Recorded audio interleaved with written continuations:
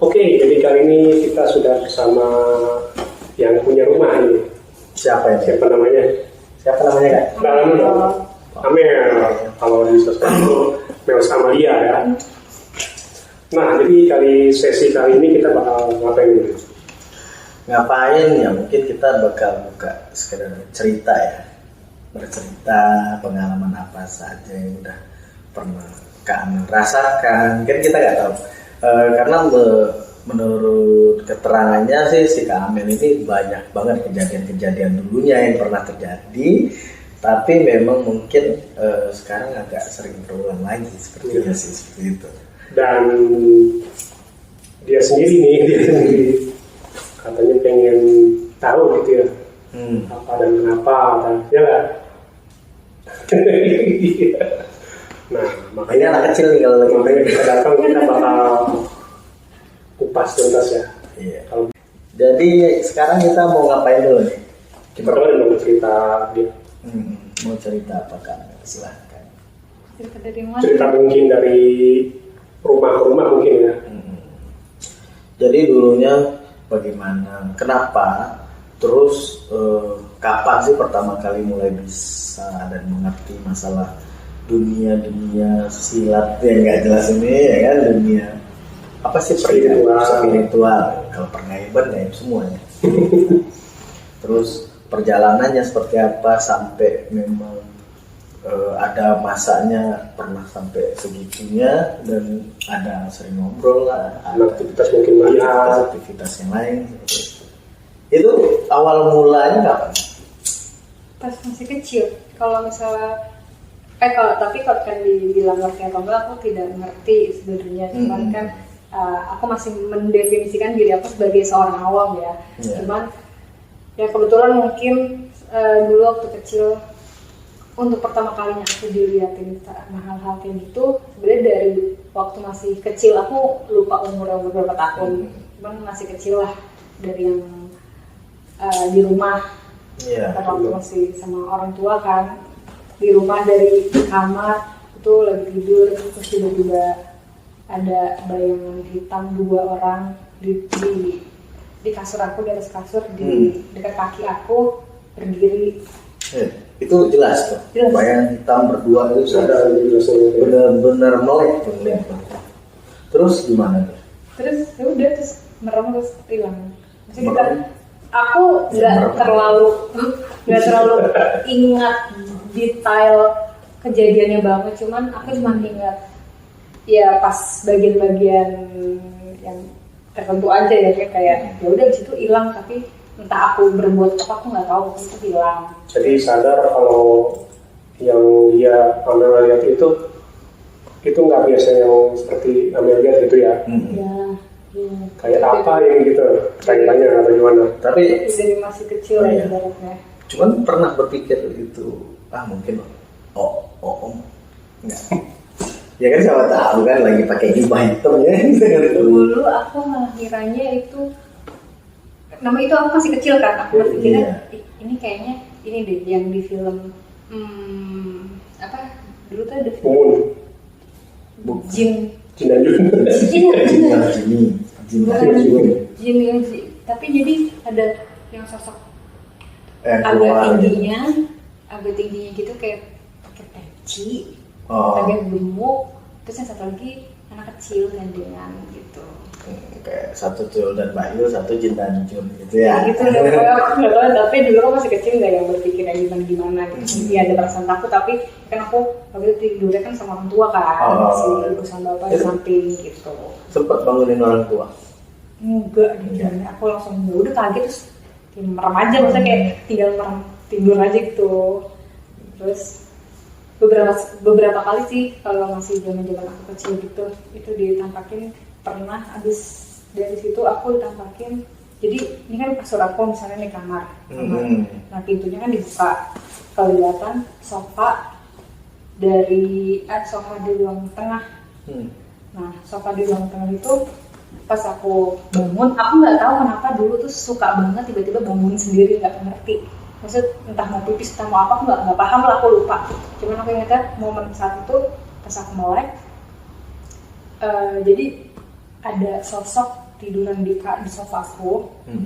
Terus pas aku duduk gitu dari kasur, jadi kan berarti kamar aku di belakang gitu kalau dia di sofa. Andai kan aku sosoknya ya. Terus pas aku duduk dia ngeliat ke aku gini, dia sambil tidur aja kan, bangun gitu. Dan itu mukanya mirip aku persis. Nah itu kalau itu gimana tuh menurut pandangan lu? Jadi sosok tapi mirip sama dia. Ya kalau menurut aku sih ya. Jadi bias namanya manusia itu kan memang ada, kalau kata orang Jawa, apa kalau kata guru, kata senior saya dulu tuh, papat kalimat pancar apa itulah gitu. Ya kayak model korin kata orang. Cuma memang ya itu mungkin salah satunya, mungkin, atau bisa jadi itu jin yang saat itu ada menampakkan diri dengan wajah yang sama. Ya, seperti itu. Tapi kecil ini memang sering berhayal, berimajinasi, main sendiri ya. Ya. Aku suka Ngobrol sendiri tapi disahur. Ada yang jawab gitu. Ya itu bukan ngobrol sendiri, emang ada temennya. Gitu. Berarti udah banyak nih ya dari kecil pengalaman-pengalamannya. Tapi si Arman juga cerita ke saya kalau dulu pernah sempat dia bisa nerawang gitu. Gimana tuh? Itu bukan pas kecil ya, itu pas udah agak-agak dewasa sih sebenarnya. Jadi takut nih. Harus terawang gitu. Enggak ya. Tapi itu pernah belajar nggak? Enggak. Dari mana gitu bisa pernah berguna atau apa enggak? Enggak pernah bener-bener nggak pernah tahu, cuman kayak ngerasa aja kan kayak ketemu sama orang gitu, ngeliat orangnya dari wajahnya, terus tiba-tiba kayak ada gambaran aja, oh orangnya seperti ini gitu. Dan aku tidak pernah memvalidasi bener atau enggak orang itu seperti itu, sampai ada di titik itu terjadi sama keluarga aku sendiri. Jadi waktu itu kakak aku bawa pasangannya buat dikenalin ke keluarga. Terus aku salaman dong itu sama pacar kakak aku. Terus pas kita pergi itu udah pulang, terus kita pergi keluar, kakakku nanya, tadi menurut lu gimana orangnya gitu kan, kakak kan wajar kan suka nanya ke adik gitu. Terus aku jabarin apa yang aku lihat sebelumnya, yang aku rasain kayaknya orangnya gini deh, gini gitu. Terus kakakku cuma bengong, dia kayak iya bener kata dia gitu. Divalidasi langsung gitu, bener. Iya. Jadi secara tidak langsung ilmu psikologinya tercampur. Tapi itu aku belum ngobrol, belum apa, bener-bener ketemu secara wajah. Gitu. Jadi memang kalau mungkin secara psikologi itu ada namanya menilai watak dari segi wajah dan ini. Ya.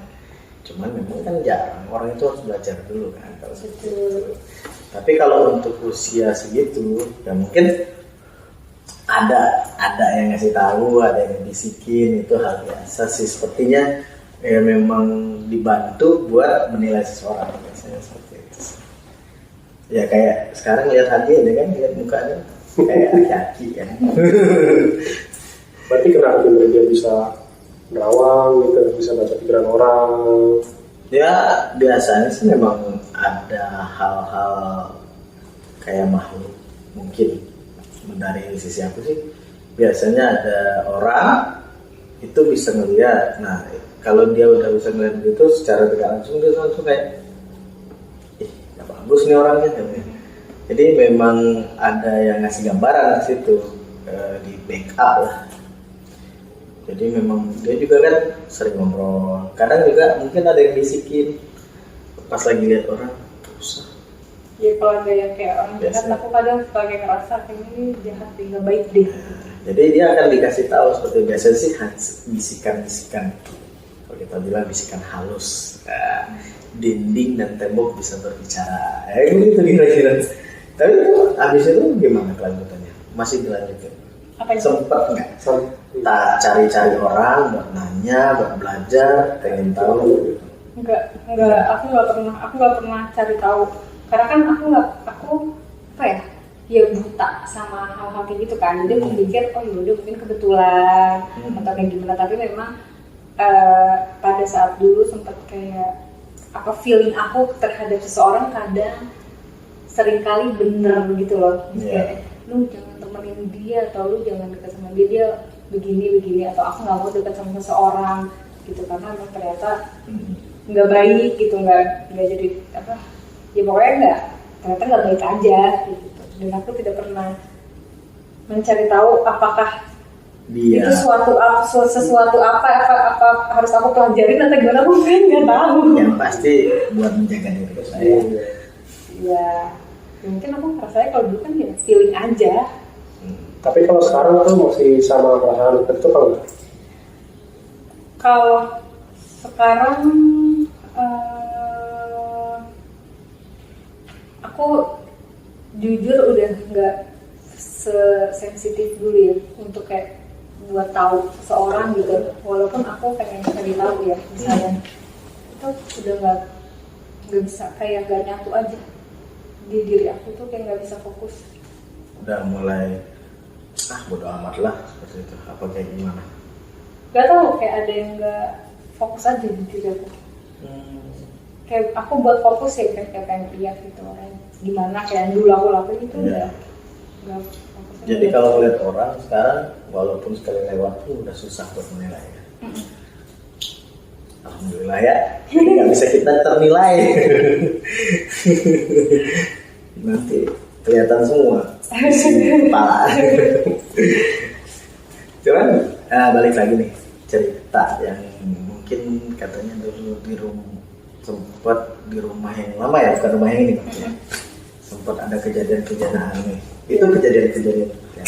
Nah kalau yang di rumah dulu itu kan jujur memang sebelah rumah itu tanah kosong kan, tanah kosong, dan rumah itu yang aku tempatin saat itu juga dulu tuh bertahun-tahun kosong juga. Jadi bener-bener kalau kita masuk ke dalam rumah itu udah kayak gudang, banyak barang dari rumah-rumah pemilik sebelumnya ada di situ, ditaruh di situ yang mau dijual.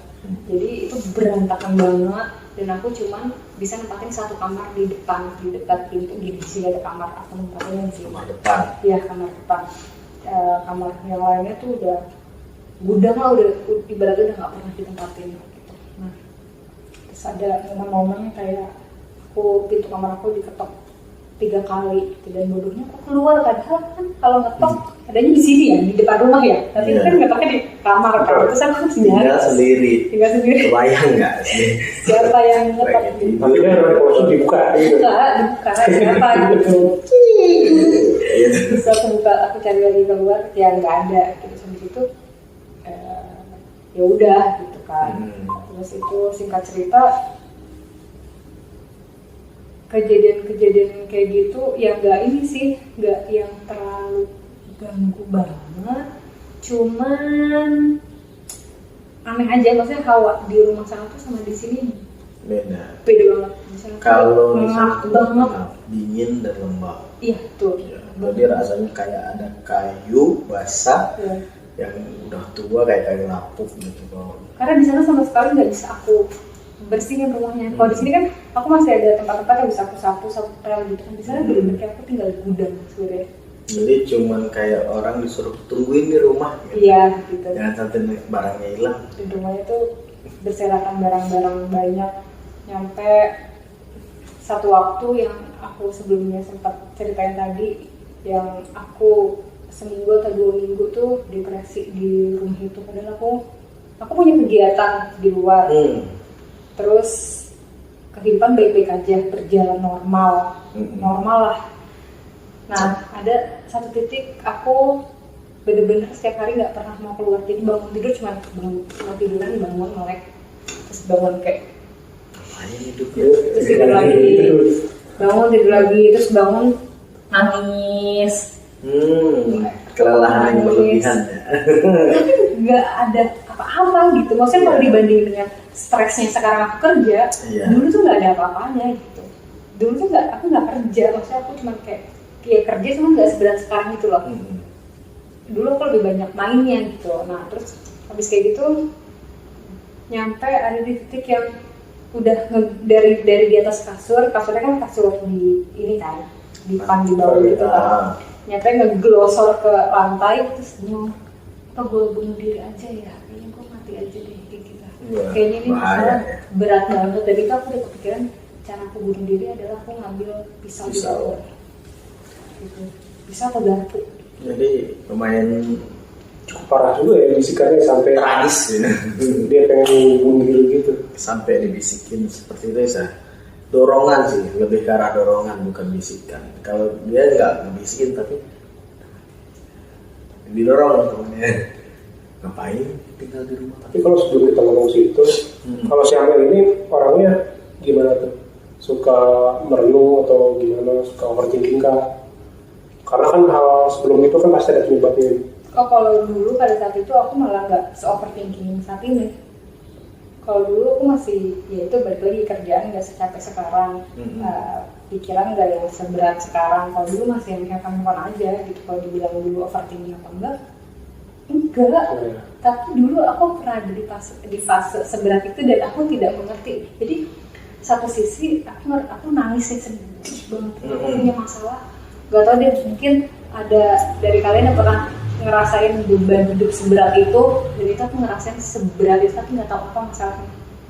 Jadi aku nangis deh kayak masalahnya berat banget, dulu kayak gue nggak bisa hidup lagi deh. Tapi satu sisi aku ngucap kayak gini, kayak ngapain nangis gitu, nggak ada masalah apa-apa gila gitu, kayak ngemaki diri sendiri tapi nangis, aku sedih banget. Terus ada satu momen juga kan aku dulu masih kuliah kan, aku kuliah, aku berdiri di depan kaca kampus, kan di lantai berapa gitu aku lupa. Terus aku ngeliatin nih orang-orang pada lalu lalang dari kejauhan di jalan raya. Bener orang gitu. Iya, enggak bener-bener orang lalu lintas di jalan raya, saya normal.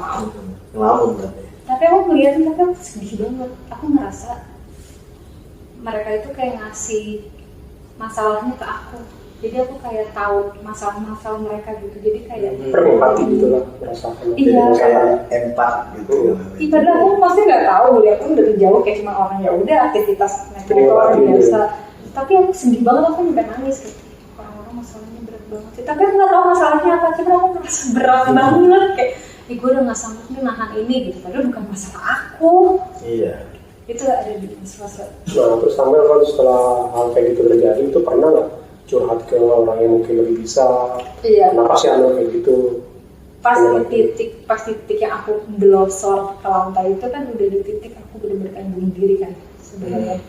Nah itu aku niatin banget buat keluar dari rumah karena kayaknya nih aku udah berhari-hari nggak keluar dari rumah, kayaknya ada yang salah nih. Gitu kan, aku tuh benar-benar sekuat tenaga aku keluar dari rumah buat cari. Jadi waktu itu aku masih kursus tata busana lah, aku ada kursus. Nah aku datangin guru kursus aku curhat tuh tentang masalah aku. Nah ternyata guru kursus aku punya guru spiritual. Dibawalah aku, masih daerah Ciledug juga gitu. Udah aku ceritain, terus ya udah gurunya banyak ngasih tahu lah apa yang terjadi sama aku diobatin. Terus habis itu ya udah menjalani hari dengan biasa. Ngomong masalah diobatin, kan diobatin. Berarti kan ada something wrong ya, kalau kata orang something wrong gitu kan. Jadi ada masalah dong, berarti ada masalah. Nah, menurut dari orang yang ngobatin ini, kenapa? Apa yang diucapkan dia sama masalah si Amel ini? Ya aku ingat waktu itu ya. Jadi waktu itu dia bilangnya, dia nanya gini, kamu suka sakit di mata, terus di mana gitu deh, pokoknya titik-titik gitu yang aku bilang, iya aku suka sakit di situ, di titik-titik itu yang dia bilang. Terus dia juga sempat tahu aku punya tanda lahir ya di sini katanya gitu. Terus iya gitu kan. Terus dia bilang, oh banyak yang suka nih sama kamu, banyak banget yang suka sama kamu kata dia gitu, tapi itu kan manusia. Sekali. Bukan manusia gitu kata dia. Terus dia juga pernah bilang, kamu sebenarnya bisa lihat yang kayak gitu loh, tapi kamu nggak pernah mengasah sih kata dia gitu.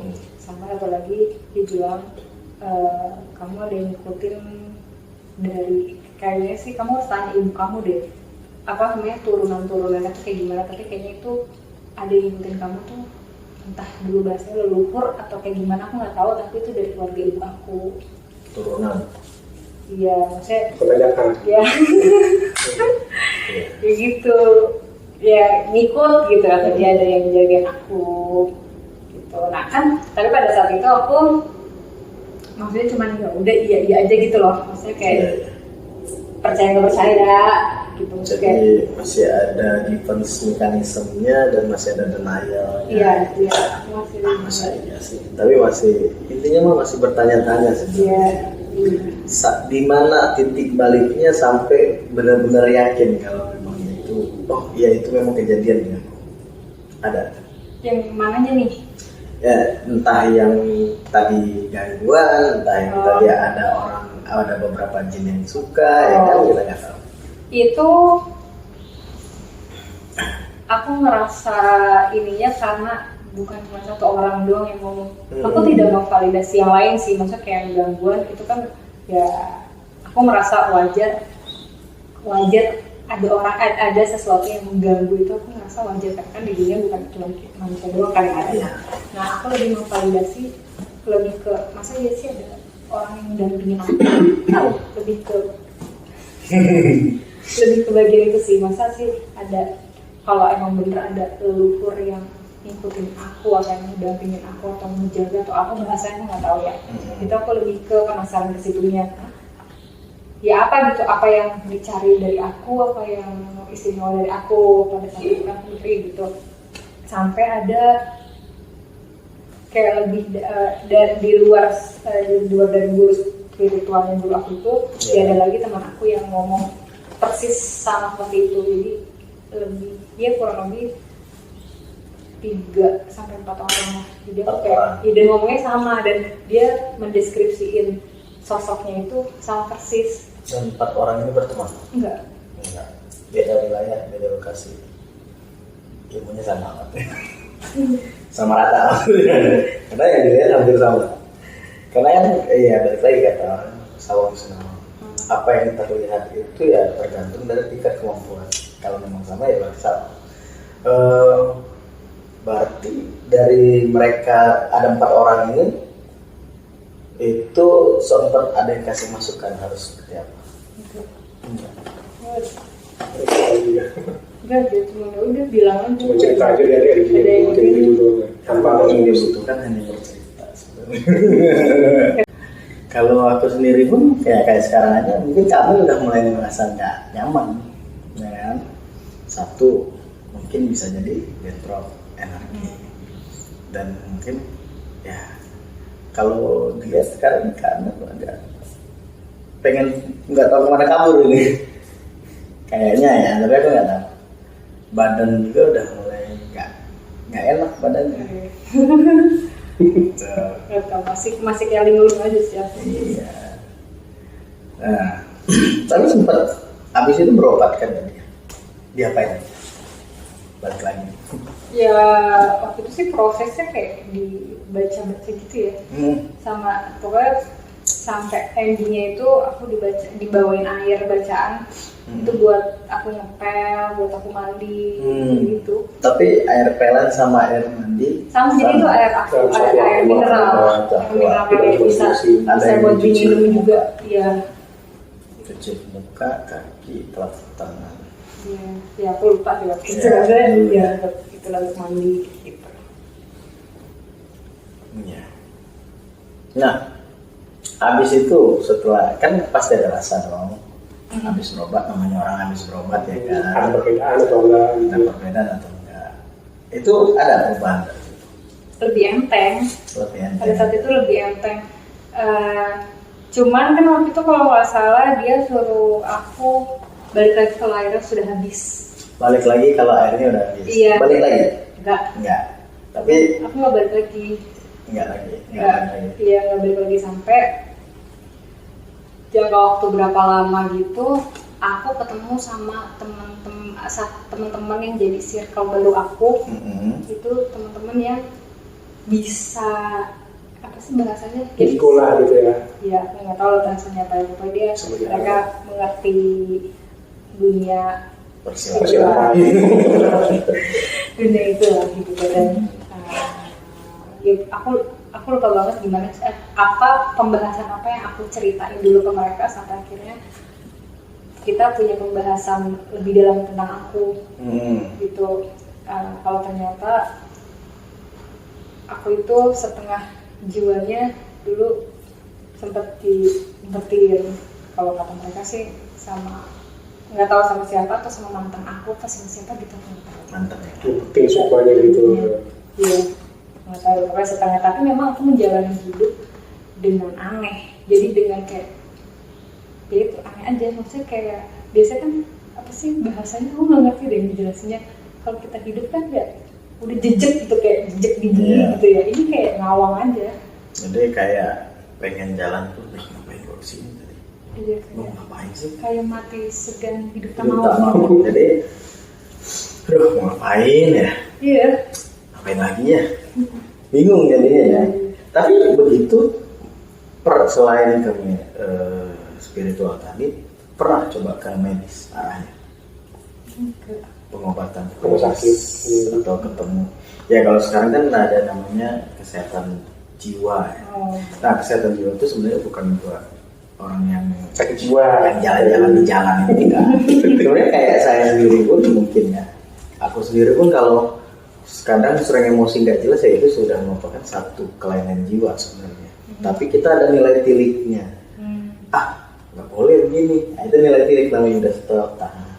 Nah, pernah untuk coba pikir ke sana. Ya, siapa tahu memang benar tekanan sih, maksudnya pekerjaan lah. Ya, tapi kan aku balik lagi bilang waktu aku di rumah dulu aku nggak punya tekanan apa-apa. Aku flashback lagi, misalnya aku nggak punya masalah apa-apa, hidupnya biasa-biasa aja, enak-enak aja, damai-damai aja seharusnya. Terus ya. Iya, tapi nggak tahu karena mau menjalani itu kayak setengah-setengah gitu. Ya udah, habis itu dicari sama teman aku, kayak kemana ini setengahnya gitu. Dicari ketemu temennya.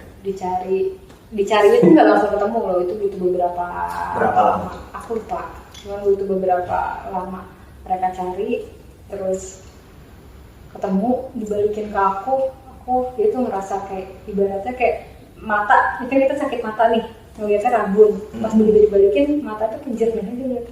Langsung jernih seketika ya. Iya. Luar biasa sih menurutku ya. Karena ya berarti memang benar-benar mungkin ya, kita kan nggak tahu. Ada memang setengah di sana hilang, dibalikin langsung. Mungkin. Karena kan ya kita nggak tahu ya, dikatakan kita harus percaya, kita nggak percaya juga salah juga. Kenapa dibilang nggak percaya salah ya? Kita pun mengimani hal yang gaib masalahnya kan, dan itu wajib. Makanya kadang kita mau bilang denial, masa ini nggak mungkin, itu kebetulan. Toh kalau judulnya sukses pun dia harus berulang kali. Ya mungkin buat lebih lanjutnya nanti kita coba tanya sama Bang Acing kali ya. Tapi dari tadi kita panjang ke luar ada sesuatu nggak sih yang lo rasain? Ya, sebenarnya sih mungkin ada yang hadir ya, tapi aku sih nggak terlalu gimana ya, karena ya hadir cuma sekedar hadir, ya. Orangnya juga udah mulai bisa. Selama banget beres. Mungkin kita bakal lanjut ke Bang Acin ya. Mungkin nanti kita mungkin lebih Bang Acin aja kali ini. Soalnya kalau ke aku takutnya salah persepsi. Bukan porsinya. Iya. Nanti kita coba ngobrol lagi ke Bang Acin. Kebetulan lagi orangnya udah mulai datang. Udah datang nih. Baru sampai. Kita lanjut ke sesi berikutnya ya. Iya.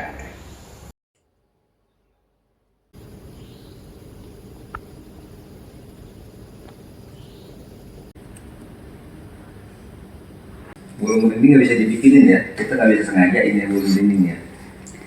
Aku ngerasa kayak angin berat aja, maksudnya Gitu. Yang cewek itu mati karena bunuh diri di dalam rumah itu, makanya rumah itu nggak boleh masuk ke dalam karena posisinya